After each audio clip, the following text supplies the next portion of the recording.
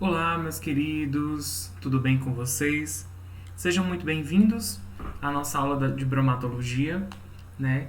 Que hoje a gente está fazendo esse formato para que nós relembremos alguns conceitos que são muito importantes, mas também a gente dê seguimento ao nosso calendário. Então, hoje no nosso calendário, que já foi enviado para algumas plataformas, né? A Cerbrum, que é a plataforma oficial, e alguns grupos de WhatsApp também. Hoje a gente fala sobre cálculos farmacêuticos. Mas aí, falar de cálculos farmacêuticos vai ser importante porque dentro da bromatologia existe um leque imenso para análises, né? E a gente já viu algumas delas. E entender esses cálculos vai facilitar esse dia a dia. Então, é por isso que nós temos que ter essa consciência que, Luiz, eu fui fazer farmácia e eu não sabia que ter tanto cálculo. Mas, na verdade, são cálculos que são muito reprodutíveis. Você aprende um e os outros vão continuando à medida que você vai tendo um pouco mais de prática. Então, é importante que nós tenhamos essa consciência sobre esse conceito e sobre essas determinações e análises, principalmente na área bromatológica, que nós já vimos o porquê que essa área existe e qual é a responsabilidade farmacêutica dentro desse processo, tá legal? Então, veja o que é que vai acontecer.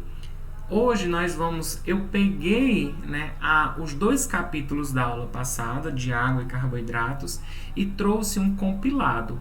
E eu vou dar ênfase aos cálculos, porque na aula passada, que a gente teve aquele probleminha de conexão, nós tivemos, sim, algumas dúvidas, né? E principalmente a realização dos cálculos. Então hoje a gente vai de uma forma mais prática, né? E objetiva para que a gente possa seguir esse processo. Então fiquem atentos, anotem as dúvidas, tá?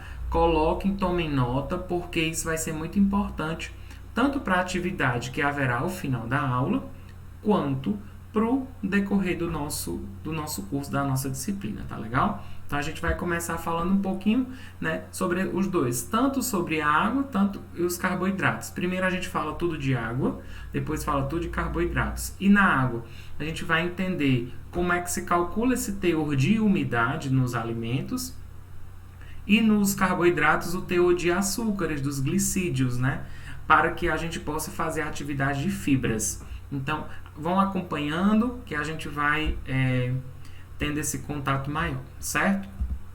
Deixa eu colocar aqui para vocês.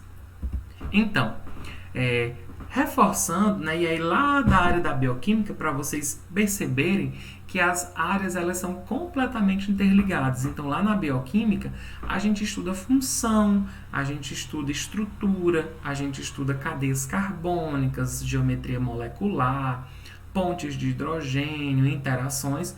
Para quê? Para que quando isso for aparecendo, a gente já vá relembrando como isso acontece dentro do nosso corpo. Então, a água, na verdade, a gente não vai se ater sobre a molécula de água. Aqui só são algumas funções, né, que esta água necessita no nosso corpo. Mas, Luiz, mas a gente está falando em alimentos. E é isso que a gente precisa ver. Porque, na verdade, as águas, elas são, como a gente já conhece, elas são de vários tipos. Água ligada, água livre, né? A gente já viu isso e vamos ver agora também. Mas, o que é que eu quero que vocês percebam é que a água nos alimentos, elas vão favorecer a entrada de água no nosso corpo. Então, se eu considero que a água tem um grande teor em determinado alimento, aquele alimento para mim é muito importante. Por quê? Porque eu necessito de água. Se eu não tomo muita água in natura, natural, eu vou precisar de aumentar a quantidade de alimentos que contenham água para que eu possa ter a quantidade ideal de água no meu corpo. Mas, Luiz, essas águas elas são importantes no meu corpo completamente. Primeiro de tudo, a água ela ajuda a levar nutrientes por todo o nosso corpo. E outros nutrientes, como lipídios, como vitaminas, como proteínas, como os próprios carboidratos. A água ela libera É como se ela fosse um veículo mesmo que as pessoas, que esses componentes se põem em cima e isso vai arrastando. Então, esse transporte de nutrientes é muito importante. Então, calcular o teor de água, o teor de umidade nesses alimentos vai favorecer eu entender a quantidade de água que tem no meu corpo e o que é que essa água pode ou não fazer para que eu me hidrate, para que as minhas reações tenham uma rapidez e uma funcionalidade ainda maior. Esse é o primeiro ponto. Outro ponto é que ajuda em vários processos. Excreção, respiração, digestão, atividades hormonais, descargas hormonais, às vezes, algumas descargas hormonais elas não são bem realizadas pela pouca quantidade de água no nosso corpo. Por isso é que a gente precisa entender muito isso e de onde vêm essas fontes, tá? Então, o segundo ponto são todas essas reações químicas e bioquímicas. E principalmente falar de proteínas e ácidos nucleicos, né? A gente às vezes fala sobre todos esses outros compostos e acaba esquecendo os ácidos nucleicos, que são dos mais importantes. Ah, Luiz, mas a gente vai comer esses carboidratos e vai comer ácidos nucleicos? Não. Mas esse contexto de água favorece o desenvolvimento e a melhora de todos esses componentes bioquímicos. Então, a gente aqui o objetivo é entender a quantidade de umidade, o teor de umidade que existe nos alimentos. E aí, isso não pode ficar solto. Esses alimentos, eles vão entrar no nosso corpo. Às vezes, por exemplo, vamos pensar numa melancia. A melancia ela tem uma grande quantidade de água, então eu estou lá morrendo de comer melancia porque já que eu não tomo muita água, eu vou comer melancia porque aumenta a quantidade de água. Só que aí eu vou testar a quantidade de água daquela fruta. De repente não tem aquela quantidade de água, que dizem que entre 85% e 90% de água. Tem 70%. E aí? Cadê o restante da água? O que foi que aconteceu? É uma fruta que não tem essas propriedades todas? Ou é aquelas frutas de determinado comerciante, de determinada linha produtiva? Então, tenho que pensar nisso, tá bom? Para que eu possa realmente entender. Porque, às vezes, calcular por calcular, todo mundo calcula. Mas a gente precisa entender aonde é que esse cálculo vai chegar. Até que ponto isso vai levar, tá certo? Outra. A água, é muito importante que a gente pense nisso, que ela não é fonte de energia. E de longe, ela não é nem protagonista nos processos bioquímicos, ela é um coadjuvante, ela complementa, ela ajuda, ela é indispensável. Ela é indispensável, mas ela não é fonte de energia, por isso que a gente precisa trazer os outros componentes nutricionais para a ingesta diária, para que essa energia venha para o meu corpo, tá certo? E isso vai favorecer os processos bioquímicos. E aí, olha só que interessante. Tem propriedades funcionais, não tem propriedades nutritivas, mas ajuda, na verdade, a funcionabilidade do corpo a partir das águas, tá legal? Conservação de alimentos, e aí ajuda muito, ou seja, quando se vai perdendo água do corpo e dos alimentos, vai deixando de ter qualidade. Então, quanto menos água, né, menos qualidade. Mas aí a gente pode perceber, Luiz, mas não tem aquelas águas que quanto mais água no corpo, quanto mais água no alimento, não favorece a contaminação? Sim, então é por isso que a gente tem que perceber o que nós vamos ver agora, tá certo? E aí, muita gente ficou com a dúvida, né, de água livre e água ligada. Então, para a gente tirar de vez essas dúvidas, tá? O que é água livre? Aí, como vocês estão vendo na tela mesmo, tá? Ela apresenta-se fracamente ligada aos alimentos. Então, é uma água que está livre no alimento. E eu dei alguns exemplos para algumas pessoas sobre a maçã. Então, você imagine uma maçã e nela tem todos os componentes, inclusive água. Se tem água, né, ela vai estar lá ao redor do fruto. Tudo bem. Mas, quando essa água está muito livre, ou seja, tem uma grande quantidade livre de água, olha o que é que pode acontecer. Pode servir de meio de cultivo para micro-organismos. E esses micro-organismos podem alterar as características organolépticas, seja cor, sabor, odor, textura, tá? Então é por isso que a gente precisa sempre, aí vai para a galera do controle de qualidade, da garantia da qualidade, dos testes microbiológicos, dos testes bromatológicos, de entender a quantidade de água que tem nessas frutas, nesses frutos, e saber se aquela quantidade de água está coerente com os parâmetros. Se tiver, tranquilo, mas se não tiver, o que é que está acontecendo? É transporte? É manejo? É acondicionamento?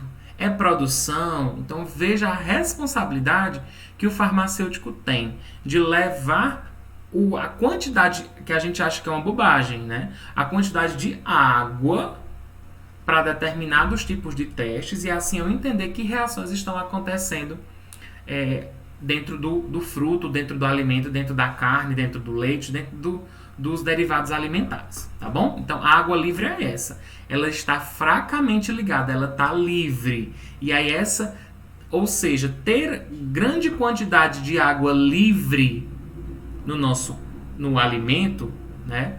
Ela não é tão bom. Então, tem que ter uma quantidade de água ideal, tá certo? E aí, nós temos água ligada.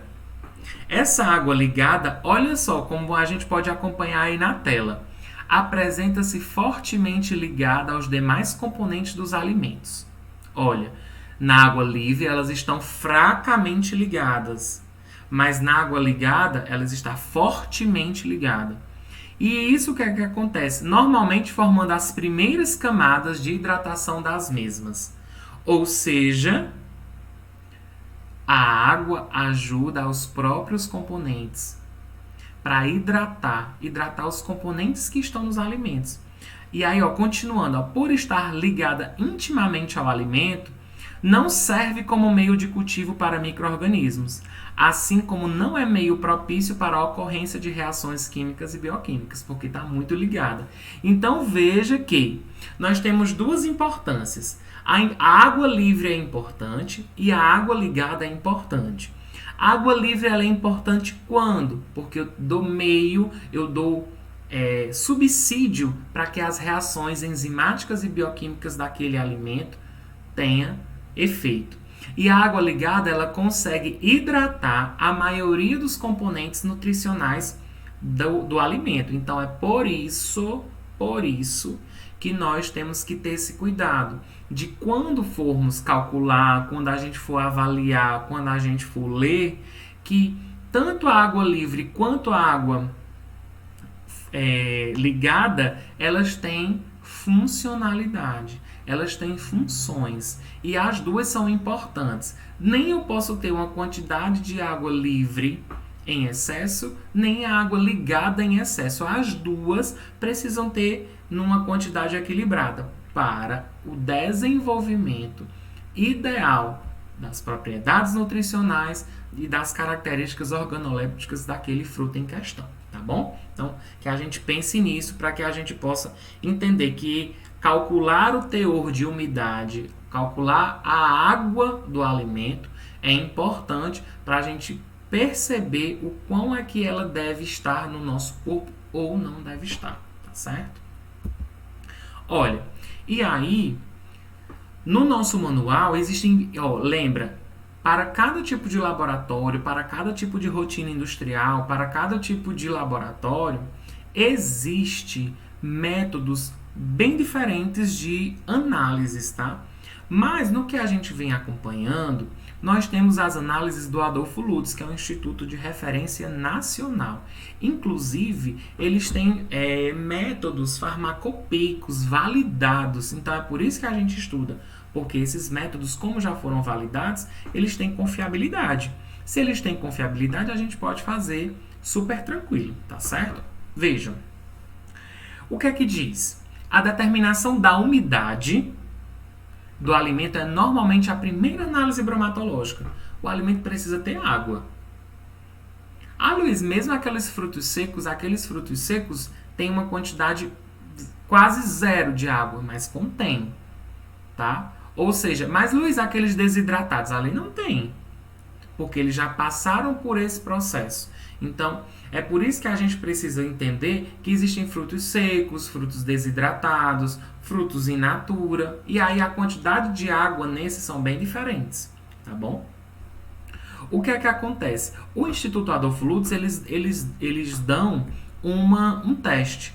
E esse teste para teor de umidade é o método de perda por dessecação em estufa, ou seja, seca. Se eu estou secando, eu estou perdendo água. Então, é importante perder água nesse intuito porque você vai fazer, como lá no cálculo que nós vamos ver, um peso inicial e um peso final. Então, a diferença desses pesos, quando você está com ele in natura e depois que você está com ele seco, aí você vai ver a quantidade de água a partir disso, tá bom? E eles têm uma técnica de procedimento. Primeiro, você vai pesar de 2 a 10 gramas da amostra. Vamos pensar na maçã, tá? Pulverizada em cápsula de porcelana. Teve muitas pessoas que confundiram a cápsula de porcelana como se fosse uma baciazinha, só que de porcelana, porque a porcelana ela não tem muita interação, né, com o alimento. Então você pesa entre 2 a 10 gramas da amostra pulverizada, ou seja, em pó. Você faz o processo de dessecação inicial e deixa ela em pó, em pozinha mesmo, na cápsula. Depois que você pesar, você vai levar a estufa para aquecimento a 105 graus Celsius. Por quê? Luiz, por que 105 graus? Porque é o método que eles validaram. E esse método é o que é o importante para que aconteça o processo, tá? Em seguida, você vai passar 3 horas na estufa e vai retirar da estufa. Vai resfriar num dessecador e vai pesar novamente. Então, na verdade, o que é que a gente precisa ver? São 2 pesos. Peso inicial e peso final. Então, praticamente a diferença desses pesos vai nos dar essa possibilidade, tá certo? Deixa eu ver aqui. Passar aqui, tá? Olha a formulazinha. Então, Luiz, eu preciso aprender. Quem trabalha em laboratório sempre tem. Isso aqui é uma formulazinha simples, tá? Então, como é que a gente vê esse teor de umidade? Olha aí na tela. Nós temos, na verdade, desculpem, PI, que é o peso inicial, descontando o peso da cápsula. Ou seja, algumas pessoas estavam confundindo com cápsula de medicamento, mas cápsula é a baciazinha. É como se fosse tará. Quando a gente vai pesar, né? Você vai colocar tá almoçando e de repente você vai colocar o seu prato. E a moça ou o rapaz dizem, espera só um pouquinho que ele vai tarar, ou seja, vai tirar o peso. Porque imagina se você fosse pesar o seu almoço junto do prato com o alimento, do mesmo jeito aqui. Então, o peso inicial é o peso sem a cápsula, sem o vasilhame, como se pode dizer. E o peso final é depois de seco, descontando o peso da cápsula também. Por isso que, antes de tudo, a gente pesa a cápsula para eu saber, por exemplo, deu 50 gramas. Então, quando eu fizer e pesar 50 gramas com a quantidade, deu 3 gramas, então tem 53 gramas. Só que eu já sei que a cápsula pesa 50 gramas, então de amostra eu só tenho 3, tá? Então, é por isso que a gente tem que fazer esses cálculos e aí a gente vai melhorando essa nossa análise, tá certo? Então eu trouxe o exemplo que está lá nos capítulos, mas que eu trouxe todos os cálculos para a gente ir vendo essas questões. Então, olha só. Um técnico de laboratório de bromatologia, ao determinar a umidade, ou seja, a água, de uma amostra de biscoitos através do método de perda por dessecação em estufa a 105 graus Celsius, pulverizou a amostra, ou seja, a amostra de biscoito ele fez um pó, né? Realizou a análise utilizando triplicatas. Gente, todas as vezes, na maioria, não vou dizer todas, mas na maioria das vezes, deixa eu só limpar aqui, existe uma triplicata. Para que, Luiz, essa triplicata? Para eu ter provas mais contundentes. e ter variações. Por isso que lá na frente a gente vai calcular o desvio padrão, que nada mais é do que essa variação. Então, eu preciso dessa variação. Para quê? Para eu ter um parâmetro, eu não posso de uma só vez considerar o meu primeiro resultado. Então, igual a pesquisa política, né? Eu tenho, o determinado tem 52 para mais ou para menos, né? E aí eu vou ter essa questão mais detalhada, tá certo? Então, isso vai favorecer o meu entendimento. O desvio padrão, ou ele pode é uma variação, é um entorno, tá? Para que eu possa fazer esse processo, tá certo? Deixa eu ver, vamos lá. Então, lembra, ele fez e eu vou mostrar passo a passo dos cálculos. Olha só, vocês têm aí na tela, vocês têm no capítulo para melhor acompanhar. Ó, ele fez 3 vezes. Esse prova 1, prova 2 e prova 3 é porque ele realizou o teste 3 vezes. Se ele realizou o teste 3 vezes, ele fez 3 análises, tá? Então, olha só o que foi que aconteceu. Para a prova 1, ele pesou a cápsulazinha lá, o recipiente, e deu 54 gramas. Tá? Para a prova 1, estamos na prova 1. Então, antes de iniciar a secagem, fez 57,86. Ou seja, é como eu estou somando 54,34, né, da cápsula mais alguma quantidade. Então, esse antes de iniciar a secagem é cápsula mais a quantidade da amostra, que nós vamos já calcular. Tenham calma. Aí ele fez uma primeira secagem, botou lá 52, né? E tu fez 105 graus Celsius, passou 3 horas, retirou. Então, ó, houve uma diferençazinha. Tava 57,86 e agora tá 57,79, ou seja, baixou, ou seja, secou. Então, a água foi perdida. Então, tudo bem. E aí ele foi fazendo várias secagens. Olha só, para a prova 2, a cápsula, né, o recipiente, tinha 55,13 gramas.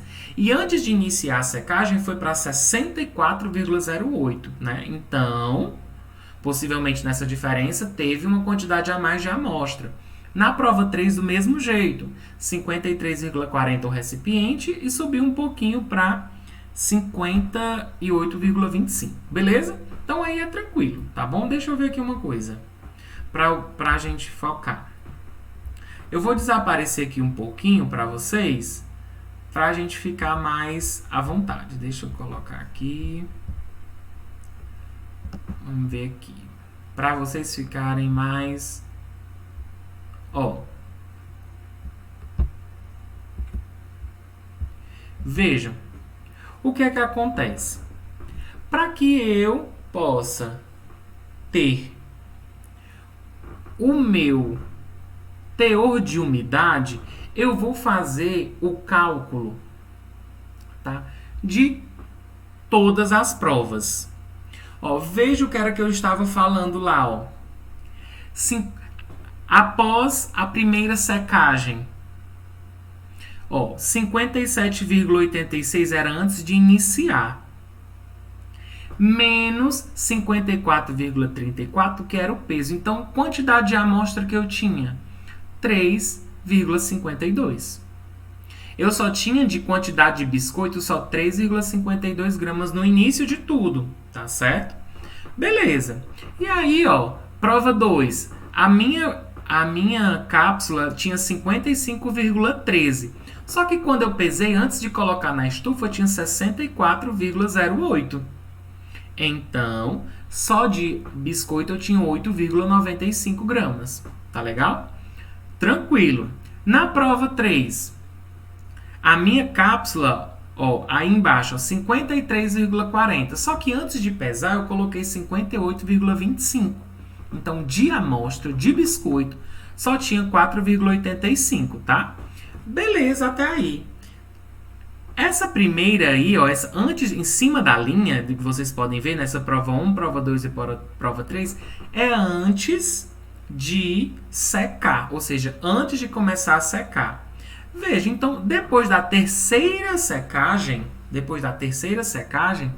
teve o seguinte, ó, 57,71 menos 54,34, que é o peso da cápsula, que deu 3,37. Vou para a prova 2. Depois da terceira secagem, 63,62 menos 55,13. Luiz, o que é isso? O peso do meu recipiente. Então, ao final do meu processo inteiro, eu tive 8,49 de biscoito. E depois, prova 3, no final de tudo, eu fiquei com 58,01 de amostra mais a cápsula. Só que a cápsula em si é 53,40, então dá 4,61. Então, Luiz, o que é que nós estamos fazendo aqui? Nós estamos calculando, nesse momento, só a quantidade de amostra. A amostra inicial e a amostra final. Luiz, mas para que a gente quer isso? Olha lá na fórmula. Na fórmula do teor de umidade, a fórmula do teor de umidade, ela pede exatamente o peso inicial e o peso final. Então, qual é o peso da amostra de biscoitos inicial? Na prova 1, 3,52. Qual é o peso do biscoito após a secagem? Na prova 1, 3,37. Então, eu vou colocar esses dois valores na fórmula para achar a umidade, certo? Deixa eu passar aqui para vocês. Olha só como foi que a gente fez, tá? Ó, para cada prova eu faço um cálculozinho pequeno. Olha aí, ó. 3,52 era o peso inicial. Luiz, de onde é que vem esse 3,52 mesmo? Não é da diferença de cápsula e cápsula mais amostra? Tá no slide, tá no anterior, ó. Vou voltar aqui. Ó, 3,52, início da prova 1. Lá embaixo, 3,37, que é o final. Então, ó, 3,52 menos 3,37 sobre 3,52, que está ali na fórmula. É peso inicial menos peso final sobre peso inicial vezes 100. Então, para a prova 1, 3,52 menos 3,37, 0,15. Esse 0,15 dividido por 3,52 é 0,0426 vezes 100 dá 4,26% de umidade. Então, para a prova 1, nós temos uma umidade entre 4,26%. Então, aí o que é que acontece? Existem na literatura, em resoluções, a quantidade de água ideal dentro de produtos como biscoitos. Então, eu vou comparar o meu resultado com o resultado da literatura. Se tiver de acordo, meu biscoito pode ser comido. Se não tiver de acordo, tem que isolar. Então, é por isso que determina-se essa umidade antes mesmo de chegar nas nossas mesas, os alimentos. Por quê? Porque tudo isso já foi passado. Tem uma quantidade ideal, certo? Vamos passar. Ó. Umidade 2 é o mesmo jeito, só que eu estou fazendo uma segunda vez, né? Ó. Luiz, da onde vem esse 8,95 menos 8,49? Vou voltar aqui, ó. 8,95 é o peso da amostra antes de ir para a estufa. E 8,49 é o peso final, após sair da estufa, tá certo? Olha só. Aí o que é que acontece? Aí você coloca 8,95 menos 8,49, que é peso inicial menos peso final, e aí sobre peso inicial, que é 8,95. Aí em cima, 8,95 menos 8,49 dá 0,46, certo? E aí 0,46 dividido por 8,95 dá 0,05139 vezes 100. E isso dá 5,14%, que é o teor de umidade na minha segunda vez que eu fiz, tá bom? Vou para a prova 3. E aí na prova 3 é do mesmo jeito, peso inicial menos peso final sobre peso inicial. Então, 4,85 menos 4,61 dá 0,24. 0,24 dividido por 4,85 é 0,0494 vezes 100 dá 4,95 aproximadamente. Então, nós temos, três umidades. Luiz, e qual é a umidade certa? É por isso que a gente faz 3 vezes. Porque nós vamos fazer uma média. Uma média das 3. Luiz, e como é que é feita essa média? A média é muito simples. Eu vou somar as 3 de prova 1, prova 2 e prova 3 e dividir por 3, que são 3 vezes que eu fiz. E isso dá 4,78. Então, 4,78 é a média de quantidade de umidade que nós temos nessa leva de biscoitos, tá certo? Luiz, mas para aqui, eu posso até parar, tá? Às vezes tem laboratórios, tem fabricantes que fazem 6 vezes, fazem 9 vezes. Depende muito da quantidade, da qualidade. Tudo isso vai favorecer a quantidade de vezes que eu vou fazer, tá bom? E aí, outro detalhe que a gente pode calcular é o desvio padrão. O desvio padrão, o que é isso? É o que eu estava dizendo no início da aula, que são aquelas variações. Quando a gente escuta assim determinado jornalista, jornal dizer, o prefeito tem 30 pontos, podendo ser 2 para mais ou para menos, né? Ou seja, pode ir de 30 a 34, se for 32, né? Ou seja, 32 pode ir até 30, porque não tem condição de dizer exatamente por todos os pontos críticos que essas pesquisas têm. Do mesmo jeito, não são nossos testes, tá? Então, esse desvio padrão, como está aí na tela, é um parâmetro muito usado em estatística, que nós estamos fazendo estatística, né? Treinos estatísticos, que indica o grau de variação de um conjunto de elementos, tá? De elementos. Então, Luiz, mas que formulazinha é essa daí? Aí, né, para ajudar vocês, eu fui também calcular para ver como era que estava. Porque algumas pessoas calcularam e disseram, Luiz, eu acho que eu me enganchei em alguma coisa. Então, eu fui e fiz, né? Para a gente ver como é que faz. Então, realmente, eu fui lá no caderno, fiz e tudo, para que a gente possa ver como é que se faz esse desvio padrão. O desvio padrão, gente, então essa variação. Luiz, como é que eu vou calcular, meu filho? Vou dizer agora. O desvio padrão, ele é calculado a partir da raiz quadrada do somatório de xi menos x tracinho ao quadrado sobre n menos 1, tá? Luiz, e o que é isso daí? Xi são as médias individuais. A gente não tem prova 1, prova 2 e prova 3? Então, lá são as 3 médias que nós temos. A média aritmética é aquela que nós pegamos essas 3 individuais e dividimos por 3. E a quantidade de médias que nós temos são 3, que são 3 provas, né? Então, nós vamos jogar todos esses dados nessa fórmula aí. Então, olha só. Desvio padrão. Vocês estão vendo que é um somatório. Esse ezinho aí significa somatório. Então, vocês estão vendo que nós estamos somando 3 termos. 4,26 menos 4,78, né?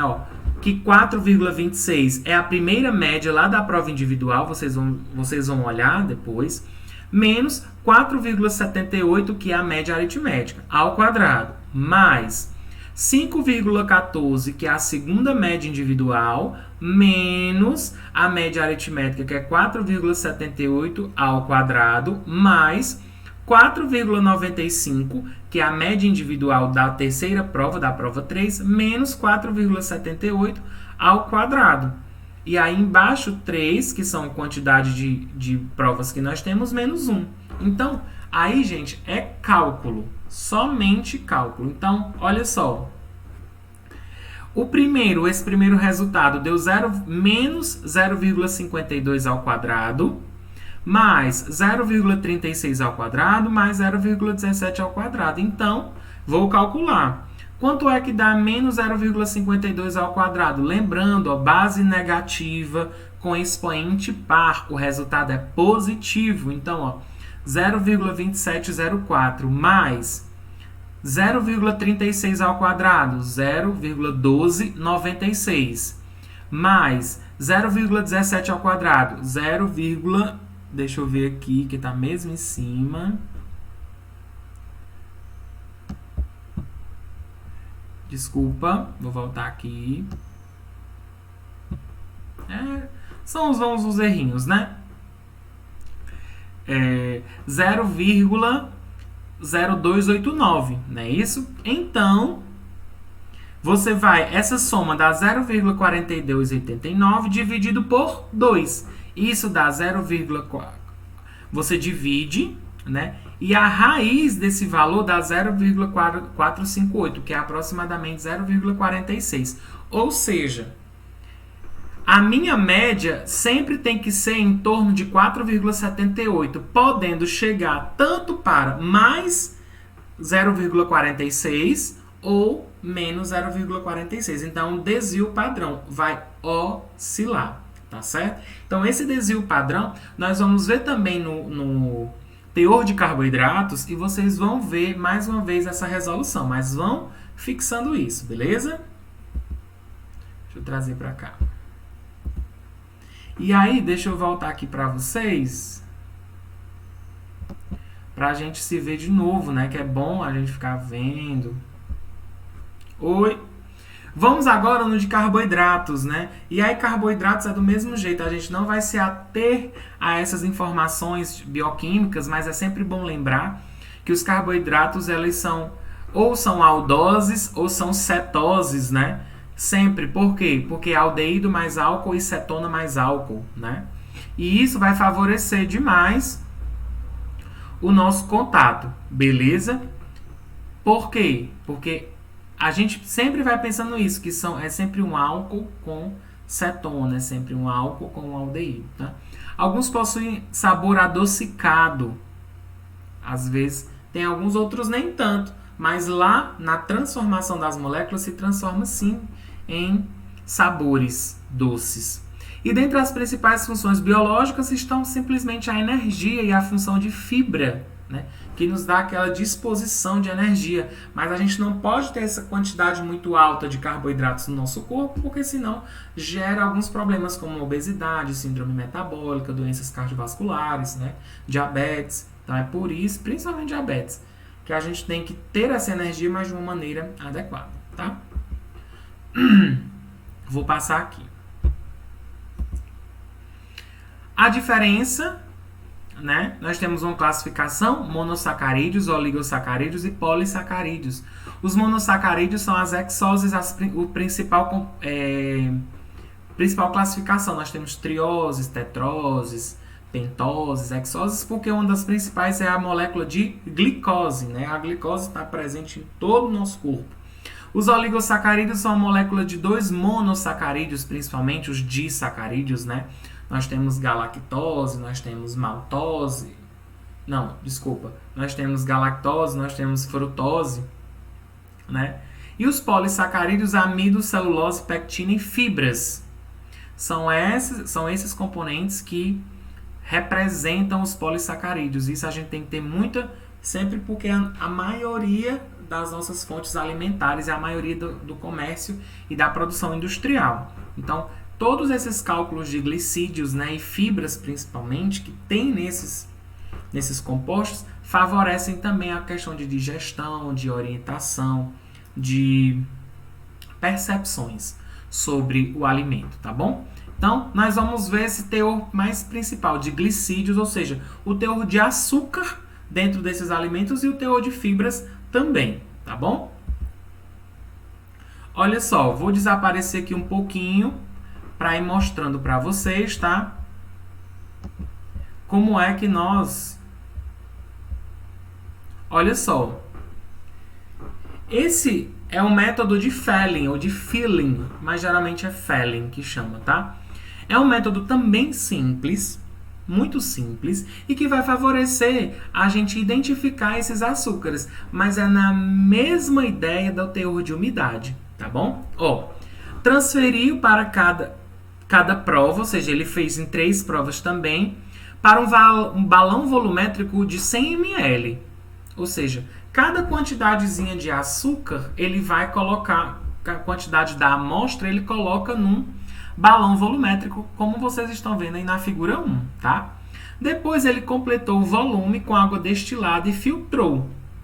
Ele completou o volume de 100 ml para 100 ml e depois filtrou. O filtrado, ou seja, a amostra com esse filtrado, né, o que chama de solução amostra, ele colocou numa bureta, essa figurinha 2, tá? Depois disso, o filtrado foi transferido, depois de ter transferido para uma bureta, ou seja, reservou, deixou na bureta, tá bom? Aí é como se fosse para uma segunda parte. Em um balão de fundo chato, ou seja, essa figurinha 3, pipetou exatamente 10 ml de solução de Fehling. Por isso que é o método de Fehling, né? É a quantidade dessa solução que vai favorecer que esse teor de açúcar seja desenvolvido. Mais, né, 10 ml de uma solução Fehling B, ou seja, um e outro. São dois. Né, que vai ser essa solução, a redução do sulfato de cobre, e o outro tartarato de sódio mais potássio. Então, bota 10 de um e 10 de outro. E depois adiciona 40 ml de água. Então, a solução dessa figura 3, que vocês estão vendo aí na tela, foi levada para a ebulição, foi levada para o fogo. Em seguida, mantendo-se a ebulição, a solução amostra, que estava aqui na figurinha 2, começa a ser adicionada dentro desse balão da figura 3. Vai adicionando. É como... Deixa eu aparecer aqui para vocês. Porque vai ser bom para vocês verem eu colocando. Então, você está lá mexendo na bureta. Na bureta já tem essa solução amostra, que é uma quantidade do alimento mais essa água. Então, filtrou. E o filtrado botou na bureta. Então, você vai pegando numa torneirinha e vai mexendo. Ou seja, vai gotejando. E dentro dessa figura 3 já tem os reagentes, que são os reagentes da solução de Fehling, né? E quando você vai gotejando, ele tem uma cor. Vai ter um momento que essa cor vai mudar. Então, quando essa cor mudar, para de colocar essa solução dentro do balão. E aí eu vou pesar. E a partir disso eu vou fazer os cálculos para saber a quantidade de açúcar que tem na determinada amostra, tá bom? Deixa eu passar aqui para a gente ver esse exemplo. Deixa eu botar pequenininho aqui. Um técnico de laboratório, ao determinar o teor de açúcares redutores em glicose em uma amostra de biscoito doce, através do método de Fehling, que é esse que nós estamos vendo, realizou a análise utilizando triplicatas, ou seja, 3 vezes, prova 1, prova 2 e prova 3. Ele realizou os procedimentos em sequência, conforme a gente vai descrever. Após homogeneizar e pulverizar, ele pesou a amostra em triplicata como recipiente de Becker de 100. Então, olha só, na prova 1 nós tivemos 2,56 gramas desse biscoito doce, na prova 2, 4,84 e na prova 3, 3,55. Então, essas foram as amostras iniciais que nós tivemos do biscoito, tá bom? Vamos passar aqui para vocês verem. E essa tabelinha ela é muito importante, porque essa daqui, para mudar a cor lá do balão, olha a quantidade de volume que foi gasto. Na prova 1, 38,1, na prova 2, 22,9 e na prova 3, 29,1. Ou seja, eu fui mexendo a bureta 38,1 ml para mudar de cor. Na prova 2, a bureta foi mexendo 22,9 até mudar de cor. E na prova 3, 29,1 até mudar de cor, tá? Então, nós tínhamos uma quantidade inicial Com esse volume gasto da solução, nós já temos um outro peso e a gente vai calcular. Então, nós temos uma formulazinha para a gente calcular a quantidade de açúcares desse alimento. Então, a fórmula, nós temos uma fórmula onde nós temos, vocês vão ver nesse quadrinho verde, 100, tá? Vezes, 100 é fixo, vezes o A grande, o Azão que chama, volume total da solução da amostra, que a gente viu lá que são 100 ml. Então, nesse caso aqui, o volume total é 100 ml. E a massa de glicose que reage com 10 ml. Então, geralmente, nós vamos utilizar essa constante de Fehling como 0,045. Isso aí não muda, tá bom? Embaixo, nós temos o peso da amostra, que nós vimos lá, que é a amostra inicial, e depois o volume gasto da solução, que nós também vimos na tabela. Então, só nós calcularmos. E ele fez 3 vezes. Então, olha só, em cima não mudou. 100 vezes 100 ml vezes 0,045. Você pode ver nas 3 provas. Embaixo, nós temos o peso de cada um. 2,56, 4,84, 3,55. E depois nós temos o volume gasto em cada uma das provas, 38,1, 22,9, 29,1 em cada prova, como vocês podem ver na tela. E aí, você vai fazer uma divisão. 450 por 97,53, 4,61%. Prova 2, 4,50 dividido por 110,83, 4,06%.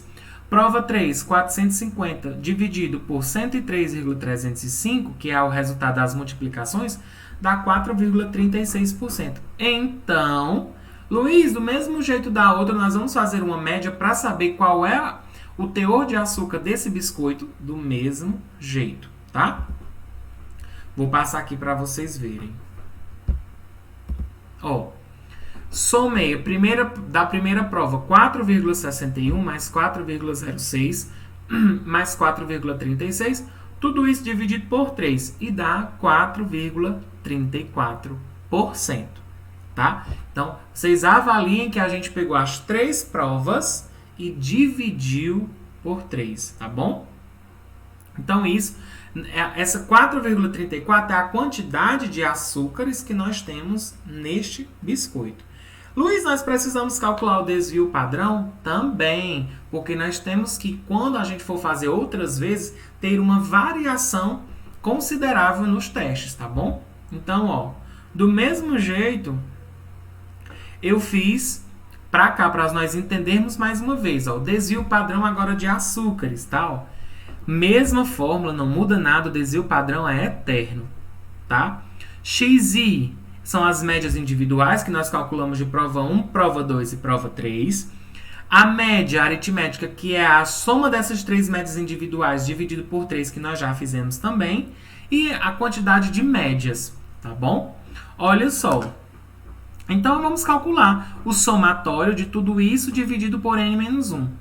4,61, média 1, menos 4,34, que é a média aritmética, tudo isso elevado ao quadrado, mais 4,06, que é a segunda média, menos 4,34, que é a média aritmética, ao quadrado, mais 4,36, que é a terceira média, menos 4,34, que é a média aritmética, tudo isso ao quadrado, dividido por 2, tá? E aí você vai calcular essas subtrações dá 0,27 menos 0,28 e 0,02, os resultados dos quadrados, 0,0729 mais 0,0784 mais 0,0004, somando tudo isso, dá 0,1517, esses dois, 0,1517 dividido por 2, dá 0,7585, tudo isso, a raiz disso é 0,2759 e aproximadamente 0,28%. Ou seja, eu posso variar da minha média aritmética, né, que é 4,34, tanto 0,28 para cima quanto 0,28 para baixo, que está dentro dos parâmetros consideráveis para esse teste. Por isso a importância de calcular essas esse desvio padrão, porque nos dá uma margem maior. Porque se nós não calcularmos esse desvio padrão, a gente vai ter que bater sempre, sempre. E as condições, muitas vezes, mesmo a gente tendo que deixar as condições consideráveis e ideais, às vezes pode passar das nossas mãos. Entender essa variação nos ajuda muito a respeito disso, tá legal? Então é por isso que a gente precisa fazer esse cálculo. Deixa eu voltar aqui.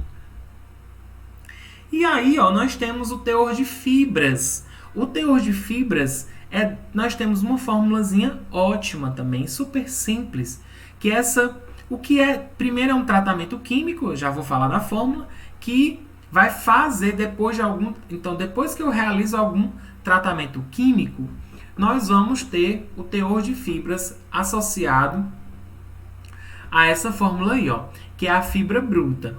A fibra bruta, nós temos N, que é a fibra mesmo, sobre o peso da amostra. Então, essa fibra bruta a gente pesa, né, depois de realizar esse tratamento químico. Essas fibras aqui, na verdade, eu não realizei o cálculo.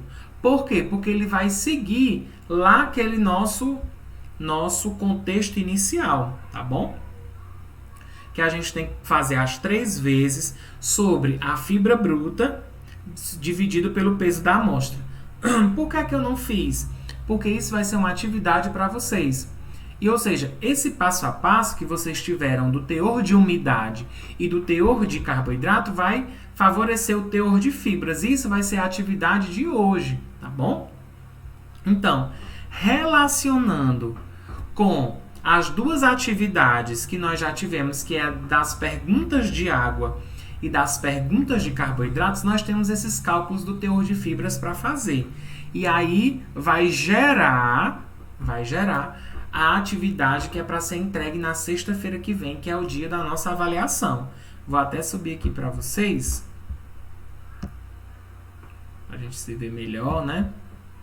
Que essas coisas a gente tem que se ver mais de perto. Ó, então, o que vai ser a nossa AV2, né? A AV2 de bromatologia vai ser essas 2 atividades, a AV1, sobre água e sobre carboidratos, e essa atividade do teor de fibras com os cálculos, tá legal? Então, e isso vai ser enviado na sexta-feira, que é como vocês vão enviar a prova, as resoluções da prova, tá bom? Então, tudo isso melhora bastante, porque quem tirou uma nota mais baixa na AV1 vai poder trocar, todo mundo já sabe, tá certo? Então, eu agradeço vocês por estarem aqui, um cheiro muito grande e a gente se vê logo em breve, tá bom? Tchau, tchau!